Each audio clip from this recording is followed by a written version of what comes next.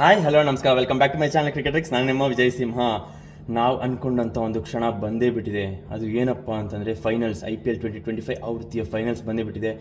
ನಮ್ಮ ತಂಡ ಕ್ವಾಲಿಫೈ ಆಗಿದೆ ಅಗೇನ್ಸ್ಟ್ PBKS. ನಾನಿದು ಮಾತಾಡ್ತಿರ್ಬೇಕಾದ್ರೂ ನಿಮ್ಗೆಲ್ಲರಿಗೂ ಗೊತ್ತಾಗ್ತಿರ್ಬೋದು ಎಂಥ ಒಂದು ತವಕ ಇದೆ, ಎಂಥ ಒಂದು ಭಯ ಇದೆ ಅಂತ. ಯಾಕೆಂತಂದರೆ RCB ಅವರು ಇದೀವರೆಗೂ ಇದು 4ನೇ ಫೈನಲ್ಲು. 2009 ಫೈನಲಿಗೆ ಬಂದಿದ್ವಿ, 2011 ಫೈನಲಿಗೆ ಬಂದಿದ್ವಿ, 2016 ಫೈನಲಿಗೆ ಬಂದಿದ್ವಿ. 3 ಬಾರಿ ಕೂಡ ನಾವು ವಿಜಯ ಪಥಕ್ಕೆ ಹಾರಿಸೋಕ್ಕಾಗಲಿಲ್ಲ. ಫೈನಲ್ಸಿಗೆ ಬಂದಿದ್ರು ರನ್ನರ್ಸ್ ಅಪ್ ಆಗೇ ಖುಷಿ ಪಡಬೇಕಾಗಿತ್ತು, ಸಮಾಧಾನ ಪಡ್ಕೋಬೇಕಾಗಿತ್ತು. ಬಟ್ 2025ರಲ್ಲಿ ಮತ್ತೆ ಫೈನಲ್ಸಿಗೆ ಬಂದಿದ್ದೀವಿ. ಸೊ ಈ ಬಾರಿ ಆದರೂ ವಿನ್ನರ್ಸ್ ಆಗೋಣ ಅಂತ ದೇವರಲ್ಲಿ ಪ್ರಾರ್ಥನೆ ಮಾಡೋಣ. ಇಷ್ಟು ವರ್ಷದ ವ್ಯಂಗ್ಯ, ಇಷ್ಟು ವರ್ಷದ ಅವಮಾನ, 18 ವರ್ಷದ ಅವಮಾನ, ವ್ಯಂಗ್ಯ ಎಲ್ಲ ಸಾಕಾಗಿದೆ. ದಯವಿಟ್ಟು ಆ ದೇವರು ಕರುಣೆ ತೋರಿಸಲಿ ಅಂತ ಎಲ್ಲರೂ ಪ್ರತಿಯೊಬ್ಬರು ದೇವರಲ್ಲಿ ಪ್ರಾರ್ಥನೆ ಮಾಡ್ಕೊಳ್ಳಿ ಅಂತ ಹೇಳಕ್ಕೆ ಇಷ್ಟಪಡ್ತೀನಿ. ಎಸ್, ಇವಾಗ 9 ವರ್ಷ ಆದಮೇಲೆ ಮತ್ತೆ RCB ಅವರು ಫೈನಲ್ಸಿಗೆ ಬರ್ತಾ ಇರೋದು. ಹಾಗಂತ ಪಂಜಾಬ್ ಅವ್ರೇನು ಕಮ್ಮಿ ಅಲ್ಲ. 2014ರಲ್ಲಿ ಒಂದು ಸತಿ ಫೈನಲ್ಸಿಗೆ ಬಂದಾದ್ಮೇಲಿಂದ 2025ರಲ್ಲಿ 2ನೇ ಬಾರಿ ಫೈನಲ್ಸಿಗೆ ಬರ್ತಾ ಇದ್ದಾರೆ. ಇವರು ಕೂಡ 11 ವರ್ಷ ಆದಮೇಲೆ ಫೈನಲ್ಸಿಗೆ ಬರ್ತಾ ಇದ್ದಾರೆ. ಸೊ 11 ವರ್ಷ ಆದಮೇಲಿಂದ ಶ್ರೇಯಸ್ ಅಯ್ಯರ್ ಅವರು ಇವ್ರನ್ನ ಫೈನಲ್ಸಿಗೆ ಕರ್ಕೊಂಡ್ಬರ್ತಾ ಇದ್ದಾರೆ. ನಮ್ಮಲ್ಲಿ 9 ವರ್ಷ ಆದಮೇಲಿಂದ ರಜತ್ ಪತಿದಾರ್ ಅವರು ಫೈನಲ್ಸಿಗೆ ಕರ್ಕೊಂಬಂದಿದ್ದಾರೆ ಅಂತಲೇ ಹೇಳಬೇಕು. ಮಧ್ಯದಲ್ಲಿ ಜಿತೇಶ್ ಶರ್ಮಾ ಅವರು ಕೂಡ ಕ್ಯಾಪ್ಟನ್ ಆಗಿದ್ರು ಅಂತ ಮರಿಬಾರ್ದು.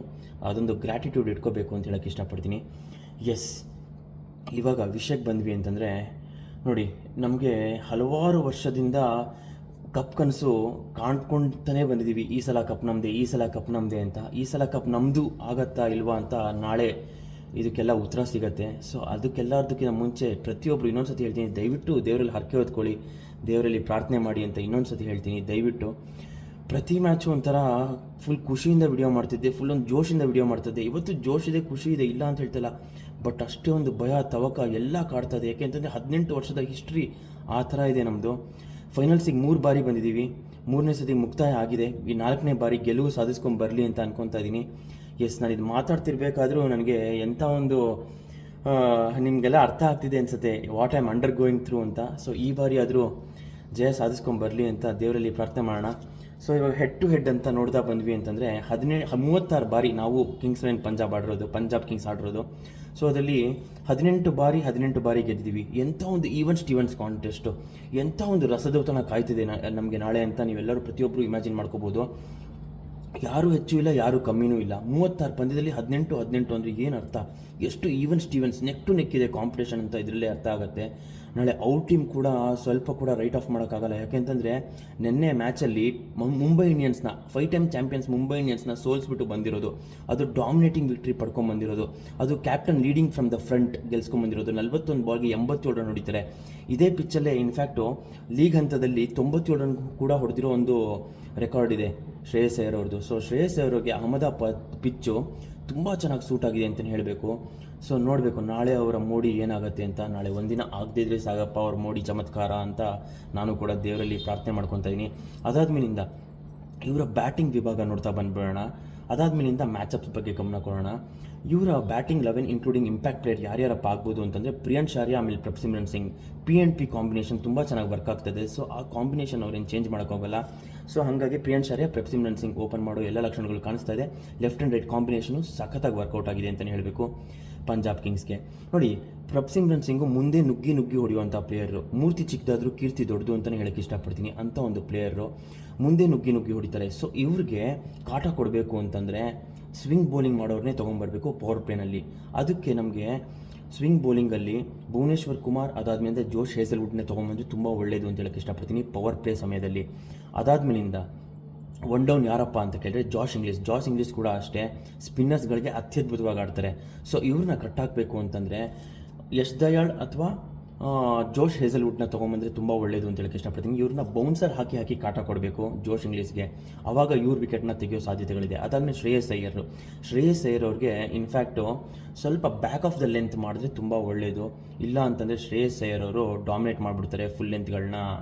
ಅದಾದಮೇಲೆ ನೇಹಾಲ್ ವಧೇರಾ ನೋಡಿದ್ದೀವಿ, ನೇಹಾಲ್ ವಧೇರಾ ಎಂಥ ಒಂದು ವಧೆಗಳು ಕೊಟ್ಟಿದ್ದಾರೆ ಅಂತ. ಇನ್ಫ್ಯಾಕ್ಟ್ ಚಿನ್ನಸ್ವಾಮಿ ಸ್ಟೇಡಿಯಮಲ್ಲಿ Punjab Kings versus RCB match ನಡೆದಾಗ ನೇಹಾಲ್ ವಧೇರಾ ಅವರು 4-5 ವಿಕೆಟ್ ಹೋಗಿದ್ರು ಅವ್ರು ಬಂದು ಒಂದು ಆ್ಯಂಕರಿಂಗ್ ರೋಲ್ ಆಡಿಬಿಟ್ಟು ಗೆಲ್ಸ್ಕೊಟ್ಟೆ ಬಿಡ್ತಾರೆ ಪಂಜಾಬ್ ಕಿಂಗ್ಸ್ನ ಚಿನ್ನಸ್ವಾಮಿ ಸ್ಟೇಡಿಯಮಲ್ಲಿ. ಆ ಇನ್ನಿಂಗ್ಸ್ನ ಮರಿಬಾರ್ದು. ಸೊ ನೇಹಾಲ್ ವಧೇರಾ ಅವರು ವಧೆ ಕೊಡೋದಕ್ಕಿಂತ ಮುಂಚೆ ಅವ್ರನ್ನೇ ವಧೆ ಮಾಡಿಬಿಡಬೇಕು ಅಂತ ಹೇಳೋಕ್ಕೆ ಇಷ್ಟಪಡ್ತೀನಿ. ಅದಾದಮೇಲಿಂದ ಶಶಾಂಕ್ ಸಿಂಗ್ ಎಂಥ ಒಂದು ಅತ್ಯದ್ಭುತವಾದ ಫಿನಿಷರು ಅಂತಂದರೆ ತುಂಬ ಚೆನ್ನಾಗಿ ಆಡ್ಕೊಂಬಂದಿದ್ದಾರೆ ಥ್ರೂಔಟ್ ದ ಟೂರ್ನಮೆಂಟ್ ಹೇಳಬೇಕು ಅಂತಂದರೆ.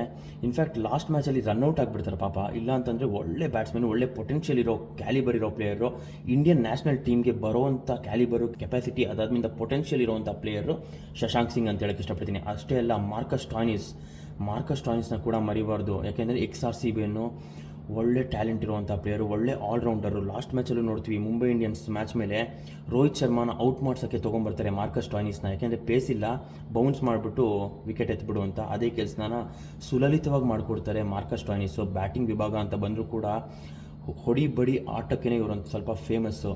ಅಷ್ಟೇ ಅಲ್ಲ, ಮಾರ್ಕಸ್ ಟಾಯ್ನಿಸ್ ನಮಗೆ ಗೊತ್ತಿರೋ ಹಾಗೆ ಎಂಥ ಒಂದು ಹಾರ್ಡ್ ಹಿಟ್ಟಿಂಗ್ ಎಬಿಲಿಟಿ ಇದೆ ಅಂತಂದರೆ, ಮನುಷ್ಯ ಕಚ್ಕೊಂಡ ಅಂತಂದರೆ ಬಿಡೋದೇ ಇಲ್ಲ, ಅಂಥ ಒಂದು ಹಾರ್ಡ್ ಹಿಟ್ಟಿಂಗ್ ಎಬಿಲಿಟಿ ಇರುವಂಥ ಪ್ಲೇಯರು. ಅದಾದ್ಮೇಲೆ ಅಫ್ಘಾನಿಸ್ತಾನಿ ಮೂಲದ ಅಜ್ಮತುಲ್ಲಾ ಓಮರ್ ಜಾಯ್, ಇವರು ಕೂಡ ಪವರ್ ಪ್ಲೇನಲ್ಲೇ ಆಡಿಸ್ತಾ ಇದ್ದಾರೆ. ಇನ್ಫ್ಯಾಕ್ಟ್ ಇವ್ರನ್ನೂ ಕೂಡ ರೈಟ್ ಆಫ್ ಮಾಡೋಕ್ಕಾಗಲ್ಲ, ಆಲ್ರೌಂಡರ್ ಎಬಿಲಿಟಿ ಇರುವಂಥ ಪ್ಲೇಯರು. ಕೈಲ್ ಜೇಮಿಸನ್ ನಾವು ಲಾಸ್ಟ್ ಮ್ಯಾಚಲ್ಲಿ ನೋಡಿದ್ವಿ, ಕ್ವಾಲಿಫೈಯರ್ 1ನಲ್ಲಿ ಫಸ್ಟ್ ಓವರ್ ಮೇಡನ್ ವಿಕೆಟ್ ತೊಗೊತಾರೆ, ವಿಕೆಟ್ ಮೇಡನ್ ತೊಗೊಂಡು ಕೊಹ್ಲಿಗೆ ಔಟ್ ಮಾಡಿಸ್ತಾರೆ. ಅದಾದಮೇಲೆ ಮಯಾಂಕ್ ಅಗರ್ವಾಲ್ನ ಆಲ್ಮೋಸ್ಟ್ ಔಟ್ ಮಾಡಿಸ್ಬಿಟ್ಟಿದ್ರು, ಫಾರ್ಚುನೇಟ್ಲಿ ನಾಟ್ ಔಟ್ ಅಂತ ಬರ್ತಾರೆ ರಿವ್ಯೂ ತೊಗೊಂಡಾಗ. ಸೊ ಕೈಲ್ ಜೇಮಿಸನ್ ಅಂತೂ ಸಖತ್ತಾಗಿ ಬೌಲಿಂಗ್ ಮಾಡ್ತಾರೆ.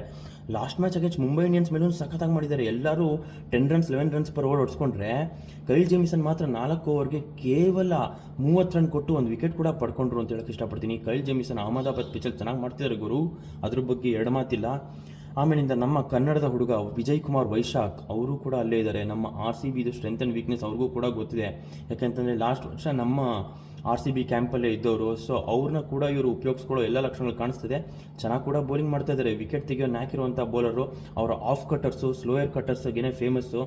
ಸೊ ನೋಡೋಣ ಏನು ಮಾಡ್ತಾರೆ ಅಂತ. ಆಮೇಲಿಂದ ಸೀಸನ್ ಕ್ಯಾಂಪೇನರ್, ಎಕ್ಸ್ಪೀರಿಯನ್ಸ್ ಕ್ಯಾಂಪೇನರು. ಅದಾದಮೇಲಿಂದ ಇಂಡಿಯನ್ ಟೀಮ್ನ ರೆಪ್ರೆಸೆಂಟ್ ಮಾಡಿ T20 ವರ್ಲ್ಡ್ ಕಪ್ ಗೆಲ್ಲೋದಕ್ಕೆ ಮುಖ್ಯವಾದ ಕಾಂಟ್ರಿಬ್ಯೂಷನ್ ತಂದಂಥ ಹರ್ಷದೀಪ್ ಸಿಂಗ್ನ ಮರೆಯೋಂಗೇ ಇಲ್ಲ.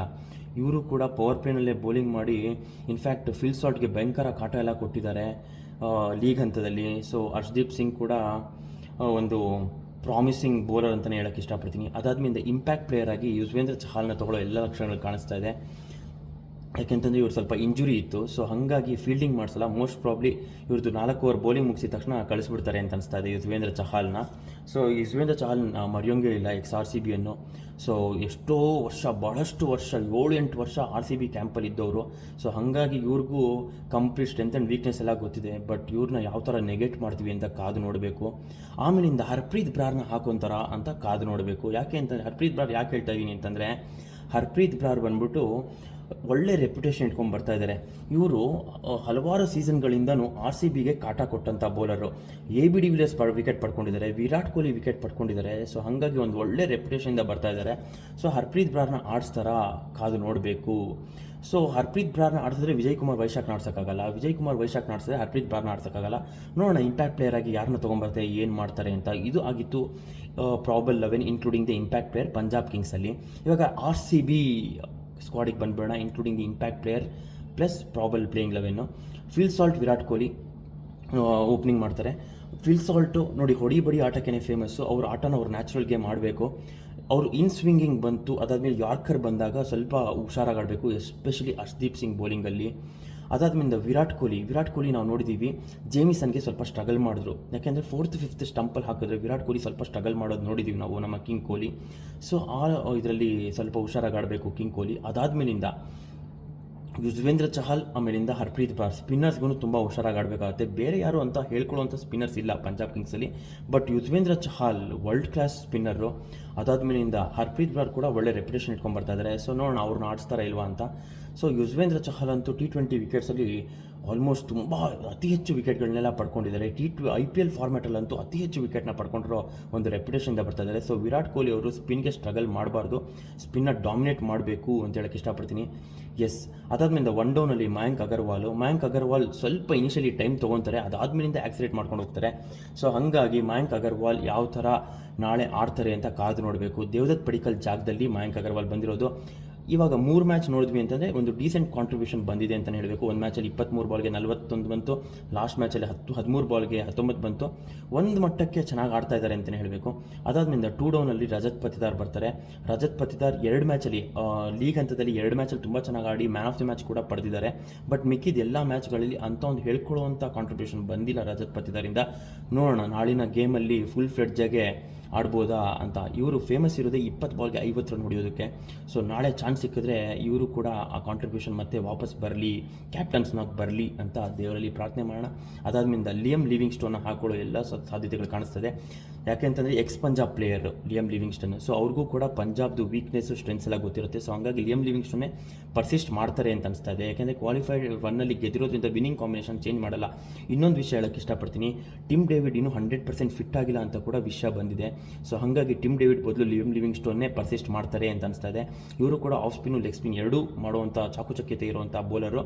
ನೋಡೋಣ ನಾಳೆ ಕೆಲಸಕ್ಕೆ ಬರ್ತಾರಾ ಅಂತ. ಥ್ರೂಔಟ್ ದ ಸೀಸನ್ ಹೇಳಬೇಕು ಅಂದರೆ let down, throughout the season of colours. ನಾಳೆ ಹಂಗೆ ಆಗದೇ ಇರಲಿ, ಪಾರ್ಟಿಗೆ ಇವರು ಜಾಯ್ನ್ ಆಗಲಿ ಅಂತ ಹೇಳೋಕ್ಕೆ ಇಷ್ಟಪಡ್ತೀನಿ. ಅದಾದಮೇಲೆ ಜಿತೇಶ್ ಶರ್ಮಾ ಕೂಡ ಅಷ್ಟೇ ಲಾಸ್ಟ್ ಫ್ಯೂ ಗೇಮ್ಸಲ್ಲಿ ತುಂಬ ಚೆನ್ನಾಗಿ ಆಡ್ಕೊಂಬಂದಿದ್ದಾರೆ. ಒಂದು ಗೇಮಲ್ಲಂತೂ ಕ್ಯಾಪ್ಟನ್ಸ್ನ ಆಡ್ತಾರೆ, 33 ಬಾಲ್ಗೆ 85 ರನ್ನೆಲ್ಲ ಹೊಡೆದಿದ್ದಾರೆ. ಬಟ್ ಅದು ಬಿಟ್ಟು ಅಂತಂದರೆ ಬೇರೆ ಎಲ್ಲ ಮ್ಯಾಚ್ಗಳಲ್ಲಿ ಸ್ವಲ್ಪ ಲೆಟ್ ಡೌನ್ ಆಗಿದ್ರು. ಬಟ್ ಇತ್ತೀಚೆಗಂತೂ ಒಳ್ಳೆ ಫಾರ್ಮಲ್ಲಿ ಕಾಣಿಸ್ಕೊತಾ ಇದ್ದಾರೆ, ಅದನ್ನೇ ಕಂಟಿನ್ಯೂ ಮಾಡಲಿ ಅಂತ ಹೇಳೋಕ್ಕೆ ಇಷ್ಟಪಡ್ತೀನಿ. ರೊಮ್ಯಾರಿಯೋ ಶೆಪರ್ಡು ಒಂಥರ ಹೊಡಿ ಬಡಿ ಇಲ್ಲ ಅಂತಲೇ hit out or get out ಅನ್ನೋ ಬ್ಯಾಟ್ಸ್ಮನ್ ಅಂತ ಹೇಳ್ತೀವಲ್ಲ, ಆ ಥರ ಬ್ಯಾಟ್ಸ್ಮನ್ ರೊಮ್ಯಾರಿಯೋ ಶೆಪರ್ಡು. ಸೊ ನೋಡೋಣ ನಾಳೆ ಯಾವ ಮಟ್ಟಕ್ಕೆ ಕೆಲಸಕ್ಕೆ ಬರ್ತಾರೆ ಅಂತ. ಬೌಲಿಂಗ್ ಕೂಡ ಚೆನ್ನಾಗಿ ಮಾಡ್ತಾರೆ ಇವರು. ಮೀಡಿಯಂ ಪೇಸ್ ಅಂದ್ಕೊತೀವಿ, ಬಟ್ 135 140 ಎಲ್ಲ ಹೊಡಿತಾರೆ ರೊಮ್ಯಾರಿಯೋ ಶೆಪರ್ಡ್. ಬೌಲಿಂಗಲ್ಲೂ ಕೂಡ ಒಳ್ಳೆ ಆಲ್ರೌಂಡರು. ಕೃಣಾಲ್ ಪಾಂಡ್ಯ ಮರೆಯೋಂಗೇ ಇಲ್ಲ. RCB ತಂಡಕ್ಕೆ ಮುಖ್ಯವಾದ ಸ್ಪಿನ್ನರ್ ಅಂತ ಹೇಳೋಕ್ಕೆ ಅಂತಲೇ ಇಷ್ಟಪಡ್ತೀನಿ ಕೃಣಾಲ್ ಪಾಂಡ್ಯ ಅವರು. ಯಾಕೆಂತಂದರೆ ಸ್ಪಿನ್ನರ್ ಅನ್ನೋದಕ್ಕಿಂತ ಒಂಥರ ಮೀಡಿಯಂ ಪೇಸ್ ಬೌಲರ್ ಅಂತಲೇ ಹೇಳೋಕ್ಕೆ ಇಷ್ಟಪಡ್ತೀನಿ. ಬೌನ್ಸರ್ಗಳಾಗ್ತಾರೆ, ಅದಾದಮೇಲೆ ಯಾರ್ಕರ್ಗಳಾಗ್ತಾರೆ ಸ್ಪಿನ್ನರ್ ಆಗಿ. ಸೊ ಬ್ಯಾಟ್ಸ್ಮನ್ಗಳಿಗೆ ಕಾಟ ಅಂತೂ ಸರಿಯಾಗಿ ಕೊಡ್ತಾ ಇದ್ದಾರೆ ಕೃಣಾಲ್ ಪಾಂಡ್ಯ. ಸೊ ಅದನ್ನೇ ಮುಂದುವರ್ಸ್ಕೊಂಡು ಹೋಗಲಿ. ಬ್ಯಾಟಿಂಗ್ ಅವಕಾಶ ಸಿಕ್ಕಿದಾಗೆಲ್ಲ ಚೆನ್ನಾಗೂ ಕೂಡ ಆಡಿ ಒಂದು ಮ್ಯಾಚಲ್ಲಿ ಗೆಲ್ಸ್ ಕೂಡ ಕೊಟ್ಟಿದ್ದಾರೆ. ಸೊ ಆ ಕೆಲಸನ ಮುಂದುವರ್ಸ್ಕೊಂಡು ಹೋಗಲಿ. ಸುಯೇಶ್ ಶರ್ಮಾ ಅವರು ಇತ್ತೀಚೆಗೆ ಲಾಸ್ಟ್ ಮ್ಯಾಚಲ್ಲಿ ತುಂಬ ಚೆನ್ನಾಗಿ ಆಡಿದ್ದಾರೆ. ಸೊ ಅದೇ ಲಯನ ಮುಂದುವರ್ಸ್ಕೊಂಡು ಹೋಗಲಿ. ಸುಯೇಶ್ ಶರ್ಮಾ ಅವರು ಕೂಡ ಇಂಪ್ಯಾಕ್ಟ್ ಪ್ಲೇಯರ್ ಆಗಿ ಬರೋ ಎಲ್ಲ ಸಾಧ್ಯತೆಗಳು ಕಾಣಿಸ್ತದೆ. ಅದಾದ್ಮೇಲಿಂದ ಬೇರೆ ಯಾರು ಆಡ್ತಾರೆ ಅಂತಂದರೆ ನೋಡಿ, ಹೇಸಲ್ವುಡ್ಡು ಖಂಡಿತವಾಗ್ಲೂ ಇದ್ದೇ ಇರ್ತಾರೆ. ನೋಡಿ ಆಲ್ರೆಡಿ ಹೇಳಿದ್ದೀನಿ ನಾನು, ಹೇಸಲ್ವುಡ್ ಒಂಥರ ಹೇಸಲ್ ಗಾಡ್ ನಮಗೆ, ಅದ್ರ ಬಗ್ಗೆ ಎರಡು ಮಾತಿಲ್ಲ. ಸೊ ಅವರ ಸೀಮ್ ಪೊಸಿಷನ್ನು, ಅವರ ಸ್ವಿಂಗ್ ಪೊಸಿಷನ್ನು ಎಲ್ಲ ಚೆನ್ನಾಗಿಟ್ಕೊಂಡು ಮಾಡಿದ್ರು ಅಂತಂದರೆ ಪಂಜಾಬ್ ಕಿಂಗ್ಸ್ ಅವರ ಇಂಪಾರ್ಟೆಂಟ್ ಅರ್ಲಿ ಬ್ರೇಕ್ ಥ್ರೂಸ್ ಬರಬೇಕು, PNP ಕಾಂಬಿನೇಷನ್ ಔಟ್ ಆಗಬೇಕು. ಅದಾದ್ಮೇಲೆ ಶ್ರೇಯಸ್ ಅಯ್ಯರ್ ಅವ್ರ ವಿಕೆಟು, ಜಾಶ್ ಇಂಗ್ಲಿಷ್ ವಿಕೆಟು, ಈ 4 ವಿಕೆಟ್ ತುಂಬ ಇಂಪಾರ್ಟೆಂಟ್ ಆಗುತ್ತೆ, ಫಸ್ಟ್ 4 ವಿಕೆಟ್ಸು. ಸೊ ಇವರು 4 ವಿಕೆಟ್ ನಾವು ಪವರ್ ಪ್ಲೇನಲ್ಲೇ ಅಥವಾ ಒಂದು 7-8 ಓವರಲ್ಲೇ ಪಡ್ಕೊಂಡ್ವಿ ಅಂತಂದರೆ ಅತ್ಯದ್ಭುತವಾಗಿರುತ್ತೆ ಮ್ಯಾಚು ಅಂತಲೇ ಹೇಳೋಕ್ಕೆ ಇಷ್ಟಪಡ್ತೀನಿ.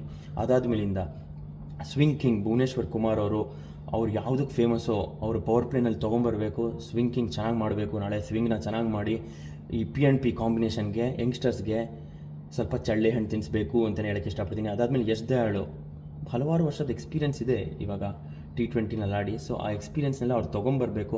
ಓವರ್ ಸ್ಟೆಪ್ಪಿಂಗ್ ಮಾಡೋದು ನಿಲ್ಲಿಸಬೇಕು, ವಿಕೆಟ್ಗಳನ್ನ ತೆಕ್ಕೊಡ್ಬೇಕು ಅಂತ ಹೇಳೋಕ್ಕೆ ಇಷ್ಟಪಡ್ತೀನಿ. ಅದಾದಮೇಲಿಂದ ಹೇಸಲ್ ಗಾಡು ಆಲ್ರೆಡಿ ಮಾತಾಡಿದ್ದೀನಿ ಅವ್ರ ಬಗ್ಗೆ. ಸೊ ಎಸ್, ಇವಾಗ ಮ್ಯಾಚಪ್ಸ್ ಅಂತ ಬಂತು ಅಂತಂದರೆ Phil Salt versus Harshdeep Singh ಕಾದು ನೋಡ್ತಾ ಇದ್ದೀನಿ ನಾನು. ಯಾಕೆಂತಂದರೆ ಹರ್ಷದೀಪ್ ಸಿಂಗ್ ಕಾಟ ಕೊಟ್ಟಿದ್ದಾರೆ. ವಿರಾಟ್ ಕೊಹ್ಲಿ ವರ್ಸಸ್ ಹರ್ಷದೀಪ್ ಸಿಂಗ್ ಕೂಡ ನಾನು ನೋಡ್ತಾ ಇದ್ದೀನಿ. ಯಾಕೆಂತಂದರೆ ವಿರಾಟ್ ಕೊಹ್ಲಿಗೆ ಒಳ್ಳೆ ರೆಕಾರ್ಡ್ ಇದೆ ಅಗೇನ್ಸ್ಟ್ ಹರ್ಷದೀಪ್ ಸಿಂಗು. ಸೊ ನೋಡೋಣ ನಾಳೆ ಏನು ಮಾಡ್ತಾರೆ ಅಂತ. ಅದಾದಮೇಲೆ Virat Kohli versus Kyle Jamieson struggle ಮಾಡಿದ್ದಾರೆ ವಿರಾಟ್ ಕೊಹ್ಲಿ. ಸೊ ನೋಡೋಣ ಏನು ಮಾಡ್ತಾರೆ ನಾಳೆ ಅಂತ. ಆಮೇಲೆ ವಿರಾಟ್ ಕೊಹ್ಲಿ ವರ್ಸಸ್ ಸ್ಪಿನ್ನರ್ಸ್, ಸ್ವಲ್ಪ ವಿರಾಟ್ ಕೊಹ್ಲಿ ಸ್ಟ್ರಗಲ್ ಮಾಡಿದ್ದಾರೆ, ನಾಳೆ ಡಾಮಿನೇಟ್ ಮಾಡಲಿ ಅಂತ ಕೇಳ್ಕೊತೀನಿ. ಅದಾದಮೇಲಿಂದ Prabhsimran Singh, Priyansh Arya versus Bhuvneshwar Kumar and Hazlewood ಅಂತಲೇ ಹಾಕೋಕ್ಕೆ ಇಷ್ಟಪಡ್ತೀನಿ. ನೋಡೋಣ ಏನಾಗುತ್ತೆ ಅಂತ.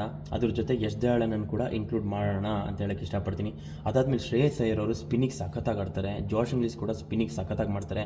ಸೊ ಇವರಿಬ್ಬರು ಬಂದಾಗ ರೊಮ್ಯಾರಿಯೋ ಶೆಪರ್ಡ್ನ ತೊಗೊಂಬಂದ್ರು ಒಳ್ಳೆಯದು, ಅದಾದಮೇಲಿಂದ ಜೋಶ್ ಹೇಸಲ್ವುಡ್ನ ತೊಗೊಂಬಂದ್ರು ಒಳ್ಳೆಯದು ಅಂತ ಹೇಳೋಕ್ಕೆ ಇಷ್ಟಪಡ್ತೀನಿ. ಸೊ ಮ್ಯಾಚಪ್ಸ್ಗಳಂತೂ ಭಯಂಕರವಾಗಿದೆ. ಸೊ ನೋಡೋಣ ಏನೇನಾಗುತ್ತೆ ಅಂತ. ಯುಜ್ವೇಂದ್ರ ಚಹಲ್ ವರ್ಸಸ್ ವಿರಾಟ್ ಕೊಹ್ಲಿ ಕೂಡ ಸಖತ್ತಾಗಿದೆ. ಒಂಥರ ಮ್ಯಾಚಪ್ಸು, ಒಂಥರ ಕಾಳಗ ಅಂತಲೇ ಹೇಳೋಕ್ಕೆ ಇಷ್ಟಪಡ್ತೀನಿ. ಅಷ್ಟಿಲ್ಲದೆ ಶ್ರೇಯಸ್ ಅಯ್ಯರ್ ಅವರು ಹೇಳಿರಲಿಲ್ಲ ಲಾಸ್ಟ್ ಪಂದ್ಯ ಕ್ವಾಲಿಫೈಯರ್ 1 ಮುಗಿದಾಗ, ನಾವು ಜಸ್ಟ್ ಬ್ಯಾಟಲ್ನ ಸೋತಿದ್ದೀವಿ, ವಾರ್ನ ಇನ್ನೂ ಸೋತಿಲ್ಲ ಅಂತ. We have just last the battle not the war ಅಂತ ಹೇಳ್ತಾರೆ. ಭಯಂಕರ ಒಂದು ಸ್ಟ್ರಾಂಗ್ ಸ್ಟೇಟ್ಮೆಂಟ್ ಮಾಡಿದ್ದಾರೆ. ಸೊ ಹಾಗಾಗಿ ಪ್ರತಿಯೊಬ್ಬ RCB ಅಭಿಮಾನಿಗಳಿಗೂ ಒಂದು ಭಯ ಹುಟ್ಟಿಸಿದೆ ಅಂತಲೇ ಹೇಳೋಕ್ಕೆ ಇಷ್ಟಪಡ್ತೀನಿ. ಪ್ರತಿಯೊಬ್ಬ RCB ಅಭಿಮಾನಿಗೂ ಕೂಡ ನಾಳೆ ಚೆನ್ನಾಗಿ ದೇವರಲ್ಲಿ ಪ್ರಾರ್ಥನೆ ಮಾಡಿ ಗೆದ್ದು ಬರಲಿ. 18 ವರ್ಷದ ದುಃಖನ ಮರೆತು 18ನೇ ವರ್ಷದಲ್ಲಿ ಕಪ್ಪು ಹಿಡಿಯೋ ಥರ ಆಗಲಿ ಅಂತ ದೇವರಲ್ಲಿ ಪ್ರಾರ್ಥನೆ ಮಾಡೋಣ. ಎಸ್, ಸೊ ನನ್ನ ಮಾತೆಲ್ಲ ಮುಗಿದಿದೆ. ಮತ್ತು ಲೈವಲ್ಲಿ ಖಂಡಿತ ಸಿಗ್ತೀನಿ ಅಂತ ಹೇಳೋಕ್ಕೆ ಇಷ್ಟಪಡ್ತೀನಿ. ಎಸ್, ಚಾನಲ್ನ ಇನ್ನೂ ಯಾರ್ಯಾರು ಸಬ್ಸ್ಕ್ರೈಬ್ ಮಾಡ್ಕೊಂಡಿಲ್ಲ ಫಸ್ಟ್ ಚಾನಲ್ನ ಸಬ್ಸ್ಕ್ರೈಬ್ ಮಾಡ್ಕೊಳ್ಳಿ. ಎಸ್, ಹೀಗೆ ಎಲ್ಲರೂ ಚಾನಲ್ನ ಲೈಕ್ ಮಾಡಿ, ಶೇರ್ ಮಾಡಿ, ಸಬ್ಸ್ಕ್ರೈಬ್ ಮಾಡಿ ಅಂತ ಹೇಳೋಕ್ಕೆ ಇಷ್ಟಪಡ್ತೀನಿ. Thank you so much for watching. ಧನ್ಯವಾದಗಳು, ನಮಸ್ಕಾರ. ಜೈ RCB. ದೇವರೇ RCBನ ಗೆಲ್ಲಿಸ್ಬಿಡಪ್ಪ ದಯವಿಟ್ಟಪ್ಪ. ಭಕ್ತಿಪೂರ್ವಕ ಕೇಳ್ಕೊತಾ ಇದ್ದೀನಿ, ದಯವಿಟ್ಟು ಗೆಲ್ಲಿಸ್ಬಿಡಪ್ಪ ದೇವರೇ. Thank you so much.